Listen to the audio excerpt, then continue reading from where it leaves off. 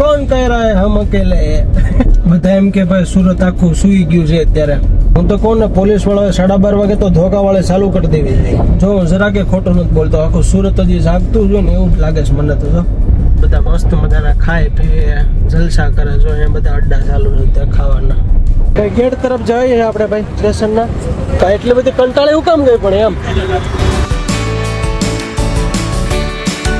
Hello good morning જય શ્રી કૃષ્ણ બધાને અત્યારે સરસ મજાને આપણે પહેલા આપણે ગ્રીન ટી બનાવી લઈએ થોડાક ફ્રેશ થઈ જાય એકદમ ભાઈ આપણી કાર હાવ ગંધારી રહી છે કઈ ધોવાની તો સાફ કરવાની તેવું કઈ આવતું નથી તો ભાઈ અહીંયા અમારી સોસાયટીમાં એક માણસ છે કે જે છે ને બધાની કાર વોશ કરી જાય છે રોજ સવારે વહેલા આવીને તો હું એને મળવા માટે અત્યારે જાઉં છું જો અહીંથી પાણી ચાલુ છે રેડી અહીંથી તમારે પાણી લઈ લેવાનું ડોલ ભરીને કમ્પ્લીટલી અને ભાઈ પેલા હે ને હું બને ને ત્યાં જ્યાં ચોમાસું છે ને તો પેલા હે ને ભીનું જ મારજો તો એ જ થાય પેલા તમારે પાણી તો રોજ હા પછી છે ને કપડો મારીને હા ટૂંકા મારી એમાં શું છે ખબર ગારો ને એવું હોય ને તો ડાયરેક્ટ પછી આપણે કરીને જો સૂકું મારો ને તો એ સ્ક્રેચીસ પડી જાય ભાઈ મારો તો કામ જ છે કેટલો વર્ષથી કરું આઈને બોલા કરને કા તો કરને કા જો આવડી આ સ્વિફ્ટ ડિઝાયર છે ને આને વોશ કરવાની રેડી ડેઈલી તમારે રોજ તમારે વોશ કરી નાખવાની કમ્પ્લીટલી મારી પાસે બીજું તને ગાડી છે ક્રેટા છે પણ એ તમે પણ વહેલા આવો તો થાય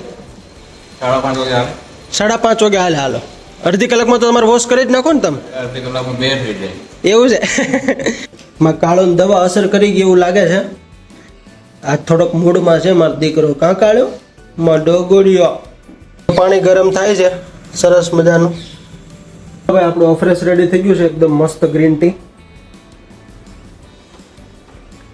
જોરદાર એક વખત તો નીચે ઉતરો હતો અત્યારે પાછું બીજી વાર નીચે ઉતરવું પડ્યું કેમ કે દૂધ લેવા જવાનું તો ભૂલાઈ જ ગયા 5 બાટલી દૂધ એક દહીં અને ફોતરા વાળી દાળ 1 કિલો ખીચડી નાખવાની આ તમારા ડબલામાં ખુલ્લા રાખો કોઈ ઉપાડી જાય નહીં છોકરાઓને આપે ને લઈ લો એટલે આમાંથી ખુલ્લું છે એટલે કહું છું બીજું કઈ નહીં આ હવાઈ જહાજ સવારમાં આ ત્રીજી વાર હું નીચે જાઉં છું આજ સવારથી હું જોઉં કે નક્કી નથી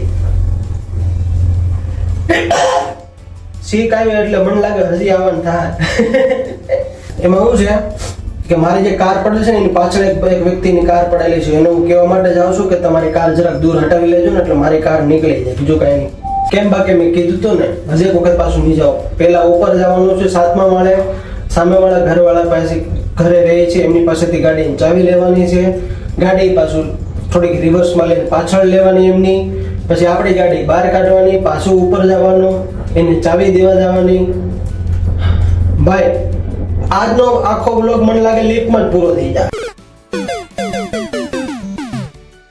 જો આવી હાલત છે સ્વિફ્ટ ડિઝાયર અહીંયા પડી છે અને આ પાછળ ગાડી પડી છે એટલે આપણે આ ગાડી નીકળે કે નહીં જોજો ભાઈ આવડે છે ને તને ગાડી પાછળ લેવાઈ ગઈ છે સામેવાળાની હવે આપણી ગાડી નીકળી જાય જ્યારે સુરતમાં વરસાદ વધી જાય ને એવું બધું થાય ને ત્યારે અમરોલીની અંદરમાં મને સૌથી વધારે તકલીફ પડતી હોય ને તો આ ગરનાળામાં કારણ કે આ ગરનાળું એક તો સાંકડું અને એમાં એક ઢાળવાનું અને એના કારણે બહુ પ્રોબ્લેમ આવતો હતો પણ માત્ર 24 કલાકની અંદર જ આ ગરનાળાનો આખો નકશો ફેરવી નાખ્યો અત્યારે બંને સાઈડથી જો ચાલુ થઈ ગયું છે અને સરસ મજાનો ગરનાળો કરી નાખ્યો છે સેલ્યુટ ટુ એસએમસી વાતાવરણ બાકી જોરદાર છે અત્યારે દૂધી કોફતા કયું દૂધી કોફતાનું શાક છે ભાઈ અલગ ટાઈપનું શાક હે અલગ ટાઈપનું શાક છે એનાથી બધું સુહાઈ મત જ કે તેલ ને ગ્રેવી હતું કેટલું કાળો તને કેમ છે માં બટ દીકો હે હવે તને કેમ છે માં દીકો હવે હે ઈતડી ખરે છે હવે તને બધી મરી ગઈ આજ તો ખરી નથી કે કામ દાંતિયાનો કરી ને મજા આવી હે એવું કરતો હતો હા લઈ લે દડો લઈ લે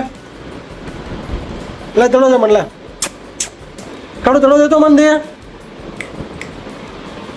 આમને મૂંઝાયેલો બેઠો હોય ને આપણે રમવાનું ચાલુ કરીએ એટલે ભાઈને ઊભું થવું હોય રમવા અગાસીમાં ઘરમાંથી હા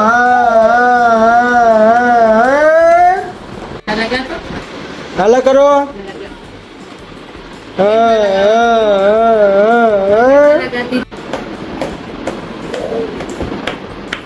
અત્યારે વાગ્યા છે રાતના 12:30.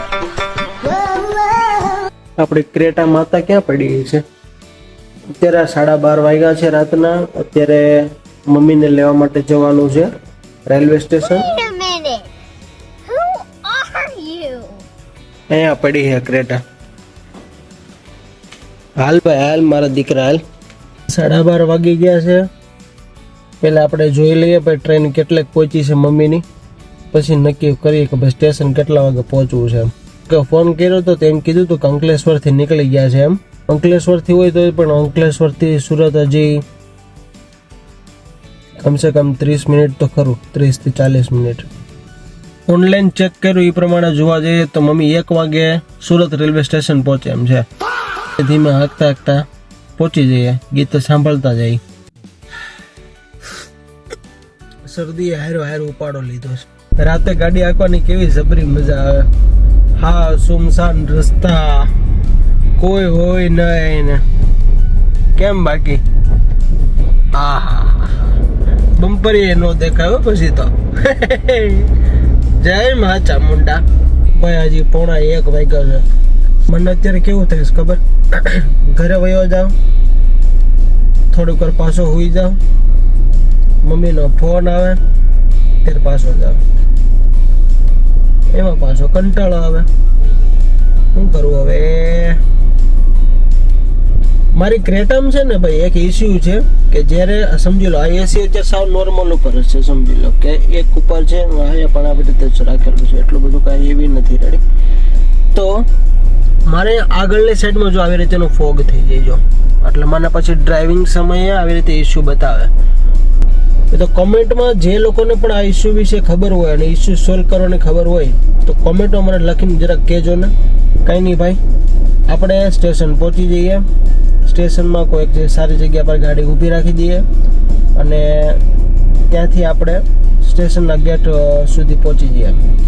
કારણ કે મમ્મી પાસે 3 મોટા થેલા છે, મમ્મી ઉપાડી નહીં શકે, તો ત્યાં આપણે મમ્મીનો વેટ કરીએ તો થોડો કંટાળો ઓછો આવશે. કેમ કે આજુબાજુ બધા માણસો ને બધું હોય. કેમ કે સુરતનું રેલવે સ્ટેશન ભાઈ 24 કલાક એકદમ બેસ્ટ હોય, સેફમાં સેફ, સારામાં સારું, અને કંટાળો ન આવે જરાક. કંઈ અલગ અલગ પ્રકારના નમૂનાઓ જોવા મળે. બધા એમ કે ભાઈ સુરત આખું સૂઈ ગયું છે અત્યારે, બધા જાગે છે. જો ગાડીઓની અવર જવર ચાલુ છે હજી. કે પછી 12:30 વાગે આ લોકોને રખડવાનો પ્લાન થતો હોય છે. ગજબ છો. અમુક મારા દોસ્તારો હતો ને, ઘણા ફ્રેન્ડ સર્કલમાં છે ને, એમ કે ભાઈ અમે રાતે 12:30 ફરવા જઈએ. હું તો કહું ને, પોલીસ વાળાએ 12:30 વાગે તો ધોકા વાળે ચાલુ કરી દેવી છે. જો જરા કે ખોટું નથી બોલતો, આખું સુરત હજી જાગતું જો ને એવું જ લાગે છે મને તો. જો છે ને, આપણે ભાઈ કાંઈક ગાડીની પાર્કિંગ કરવાનું કાંઈક ગોઠવવું પડશે. બધા મસ્ત મજાના ખાય પીવે જલસા કરે. જો અહીંયા બધા અડ્ડા ચાલુ છે ત્યાં ખાવાના, ખાવતરા ગલ્યો. કોણ કહી રહ્યા હે હમ અકેલે? ભાઈ આપણને આ જગ્યા બેસ્ટ લાગે છે. અહીંયા આપણે મમ્મીની રાહ જોઈએ થોડીક વાર. મમ્મીનો ફોન આવે એટલે સીધા આપણે સ્ટેશન તરફ હાલવા મળી. હજી ટ્રેન આવી નથી ભાઈ હજી મમ્મીની, તો આપણે ગાડીમાં બેસીને જ આરામ કરીએ, વેટ કરીએ. મમ્મીની ગાડી ભાઈ ગોથણ ગામથી નીકળી ગઈ છે. તો હવે આપણે ધીમે ધીમે સ્ટેશન તરફ જઈએ. સ્ટેશન તો પહોંચી ગયું છે ભાઈ. સ્ટેશનના ગેટે જઈ ઊભા રહી ભાઈ, મમ્મી આવે તો. કઈ ગેટ તરફ જઈએ આપણે ભાઈ સ્ટેશનના. તમે મમ્મીને લઈ લીધા છો, ઘરે જઈએ. એટલે બધી કંટાળી હું કામ ગઈ પણ એમ ટ્રેન મોડી થઈ એટલે ને. ટ્રેન બહુ મોડી થઈ ભાઈ, 1:30 વાગી ગયો. આ ટ્રેન 12:30 વાગે પહોંચી જાય, 1:30 વાગે પહોંચ્યો એટલે 1 કલાક લેટ. બસના કામ મોડા હોય એ તો સમજ્યા. આ તો હવે ટ્રેનો હોત ને એટલી બધી મોડી થવા મળી. 12:30 પહોંચી જઈએ ને બધા વિચાર કરે 1:30. અહીંયા મેં તો 12:17 નો અલાર્મ મૂક્યો હતો. એ બહારના 17 નો જાગો જ છું. પછી થોડીક વાર ત્યાં રસ્તામાં ગાડી ઊભી રાખી, પછી અહીંયા કેટલી ઘડી બેઠો, અહીંયા જાગી ગયો તો પછી ઘરે તો કોઈ શું કામ છે. એમને રેલવે સ્ટેશન મજા આવે, કંટાળો આવે.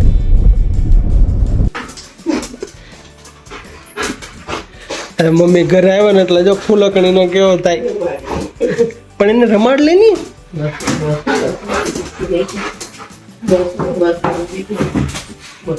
મારું પાતળિયું 2 વાગ્યા ભાઈ ઘરે પહોંચી ગયા છે. આજનો બ્લોગ આપણે અહીંયા જ પૂરો કરીએ છીએ. જો વિડીયો પસંદ આવ્યો હોય તો લાઈક, શેર અને સબસ્ક્રાઈબ કરવાનું ભૂલતા નહીં. જય શ્રી કૃષ્ણ.